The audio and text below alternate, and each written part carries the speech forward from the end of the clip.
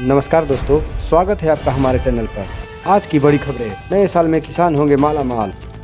अररिया के बौंसी थाना क्षेत्र में प्रेमिका को घर छोड़ने आए एक युवक को ग्रामीणों ने खूंटे से बांधकर बुरी तरह पीटा।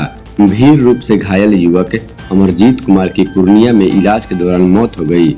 सोशल मीडिया के जरिए नाबालिग लड़की से प्रेम प्रसंग के चलते यह घटना हुई। पुलिस आरोपियों की तलाश में छापेमारी कर रही है, जो घटना के बाद से फरार हैं। पटना हाई कोर्ट ने घूसखोरी के आरोप में बर्खास्त एक लिपिक को सेवा में बहाल करने का आदेश दिया है। कोर्ट ने पाया है कि विभागीय जांचों में न तो यह गवाह पेश किए और न ही कोई आरोप विधिवत सिद्ध हुए हैं। पटना हाई कोर्ट ने क्लर्क सह पुस्तकालय अध्यक्ष सुनील कुमार की सेवा नियमित करने का आदेश दिया। कोर्ट ने सरकार के गैर स्वीकृत पद के तर्क को नहीं माना, क्योंकि याचिकाकर्ता 1982 से कार्यरत थे और 1991 में विद्यालय के सरकारी अधिग्रहण के समय भी सेवा में थे। कोर्ट ने कहा कि दशकों तक सेवा लेने के बाद यह तर्क तकनीक नहीं है। अदालत ने 3 माह में बकाया वेतन और पेंशनधारी लाभ देने का निर्देश दिया।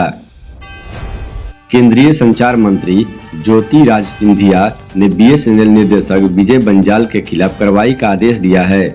यह फैसला प्रयागराज दौरे के लिए बंजाल को दिए गए अत्यधिक प्रोटोकॉल को लेकर हुए विवाद के बाद आया।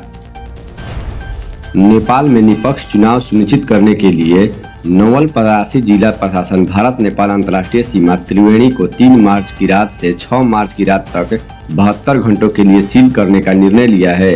इस दौरान केवल आपातकालीन सेवाएं को ही गहन जांच के बाद अनुमति मिलेगी।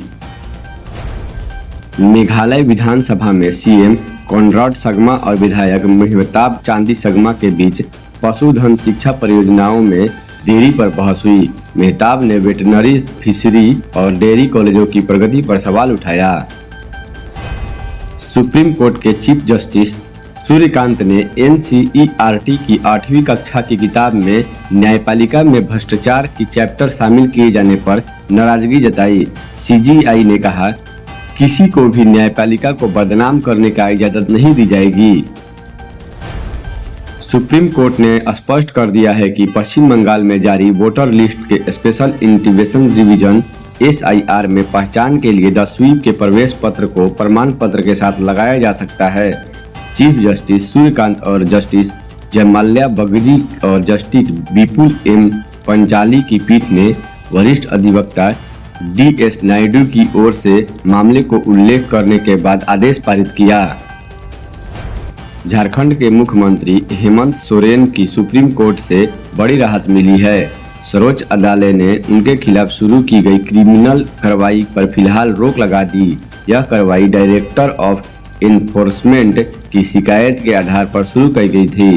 ईडी ने आरोप लगाया था कि भूमि अधिग्रहण से जुड़े एक मामले में जारी समन का पालन नहीं किया गया था।